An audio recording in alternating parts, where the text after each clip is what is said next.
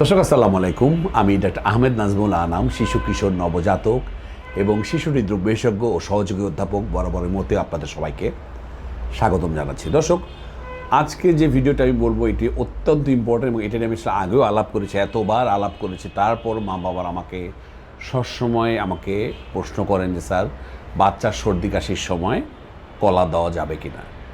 দর্শক, আজকে আমি যেটা জানাতে চাই যে আসলে আমাদের সমাজে খাবার নিয়ে আসলে অনেক কিছু ভুল ধারণা প্রচলিত আছে এবং কুসংস্কার আছে, এবং এই কুসংস্কারের যে শেকড় সেটা কিন্তু অনেক ভিতরে প্রবাহিত। সুতরাং আজকে আমি এই মিথ বা কুসংস্কার নিয়ে আলাপ করব যে বাবুকে শীতকালে বা সর্দি কাশি চলাকালে কলা দেওয়া যাবে কিনা। তো দর্শক, প্রথমেই ভিডিও শুরু করার আগে আমি আপনাদের প্রশ্ন করছি, আপনাদের ভিতরে কে কে মনে করেন যে বাবুকে সর্দি কাশিতে কলা দেওয়া যাবে না? 2 নম্বর, দিলে আপনি কোনো পার্শ্ব প্রতিক্রিয়া আপনার বাবুর দেখেছেন কি না? 3 নম্বর, যারা দেখেননি তারাও কমেন্ট সেকশনে জানাতে পারেন। দর্শক, আমি প্রথমেই এই ভিডিওর উত্তরটা আমি সরাসরি দিয়ে দিচ্ছি যে এই সর্দি কাশিতে যে কলা দেওয়া যাবে না তার কোনো বৈজ্ঞানিক ভিত্তিই নেই।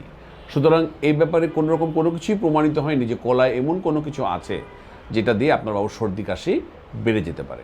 তবে সবসময় আমি বলবো যে এই যে ফুড অ্যালার্জি সেটা কিন্তু এক একটা মানুষের জন্য এক এক রকম। যেমন আমি আগের একটি ভিডিওতেই বলেছি যে ড্রাই ফ্রুটসে অ্যালার্জি হয়, তাহলে ড্রাই ফ্রুট যেমন পিনাটস, চীনা বাদামে অনেকে অ্যালার্জি হয়, কাজু বাদামে, পেস্তা বাদামে অনেকে অ্যালার্জি হয়, তাহলে সেটা হচ্ছে ইন্ডিভিজুয়াল রেসপন্স। এক বাবুর হলেই যে আরেক বাবুর হবে তা তো নয়। আপনার শরীরে মিষ্টি কুমড়া অ্যালার্জি আছে, আমার শরীরে তো নাই, ব্যাপারগুলো এরকম। এটাকে আপনাকে খেয়াল করতে হবে। যাদের প্রবলেম হয়েছে হয়তো ওই বাবুর কলার কোনো ইনগ্রেডিয়েন্টসের প্রবলেম ছিল, তাদের কোনো রকম সমস্যা দেখা দিয়েছে, সেটাই একটা মাস আকারে কুসংস্কার যেভাবে ছড়িয়ে পড়ে যে কলা খেলে বোধহয় সর্দি কাশি বেড়ে যাবে, এটা কিন্তু সেরকম নয়। তাহলে আপনি যখনই কলা দেবেন আপনাকে খেয়াল করতে হবে স্কিনে কোনো র্যাশ হচ্ছে কিনা, কোনো চুলকানি তৈরি হয়েছে কিনা, বা সর্দি কাশি আগের চেয়ে অনেক বেশি বেড়ে গেছে কিনা। তাহলে আপনি একটি যোগসূত্র খোঁজার চেষ্টা করতেই পারেন, কিন্তু আবারও বলেছি এর কোনো বৈজ্ঞানিক ভিত্তি নাই। তো কলায় আরও বাড়তি আলাপ করার আগে আমরা কলার কিছু গুণাগুণ নিয়ে আলাপ করি। নাম্বার 1, কলার ভিতরে প্রচুর পরিমাণে পটাশিয়াম আছে, এবং এই পটাশিয়াম জানেন আমাদের যে শরীরের স্বাস্থ্যের বিকাশে, আমাদের মাসেলের ডেভেলপমেন্টে, আমাদের শরীরে বিভিন্ন জৈবিক প্রক্রিয়ায় পটাশিয়াম কিন্তু অত্যন্ত জরুরি। সুতরাং এটা অত্যন্ত ইম্পর্টেন্ট। 2 নম্বর, ডায়রিয়া পাতলা পায়খানা তো বাবুদের একটা খুব কমন সমস্যা। আপনি ডায়রিয়া বা পাতলা পায়খানা নিরোধ হয়ে কিন্তু আপনার বাবুকে আপনি কলা দিতে পারেন। এর ভিতরে প্রচুর ফাইবার আছে, এবং এই ফাইবার কিন্তু বাবুদের কোষ্ঠকাঠিন্য প্রিভেনশনও অত্যন্ত চমৎকার কাজ করে। যে সমস্ত বাবুদের কোষ্ঠকাঠিন্য আছে তাদেরকে আপনি এটা দিতে পারেন।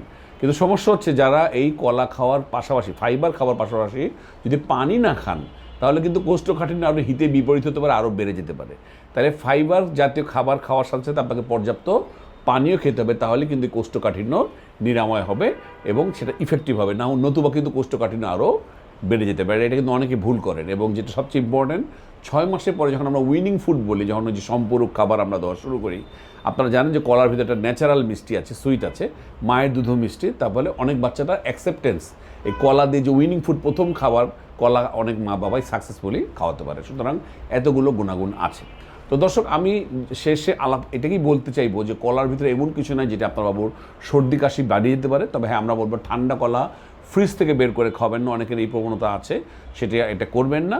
আর আমরা যেটা বলেছি, অবশ্যই আপনি নিজে খেয়াল করবেন, কারোর কথায় মোটিভেটেড হবেন না, টেম্পটেড হবেন না, এবং আপনি নিজে দেবেন কলা দিলে আপনার বাবুর কোনো সমস্যা হচ্ছে কিনা, যেগুলো বললাম, কোনো অ্যালার্জির সিমটম আছে কিনা, তাহলে অবশ্যই আপনি আপনার ডাক্তারের সাথে যোগাযোগ করবেন।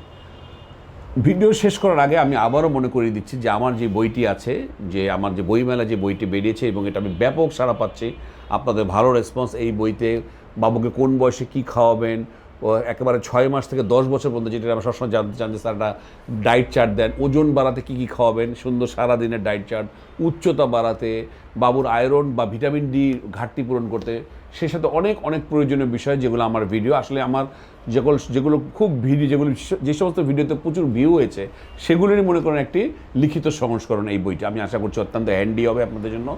আর আমার যে ওয়েবসাইট drnazmulanam.com, drnazmulanam.com, সেখানে আপনারা ঘরে বসে সিরিয়াল দিতে পারবেন। এখন আর ফোনে বসে ঘন্টার পর ঘন্টা সময় নষ্ট করার কোনো প্রয়োজন নাই। আজ এ পর্যন্তই। কলা নিয়ে আপনাদের কোনো ব্যক্তিগত অভিজ্ঞতা থাকলে কমেন্ট সেকশনে জানাতে পারেন। সেই পর্যন্ত অপেক্ষায় রইলাম, বরাবর মতোই। আল্লাহ হাফেজ।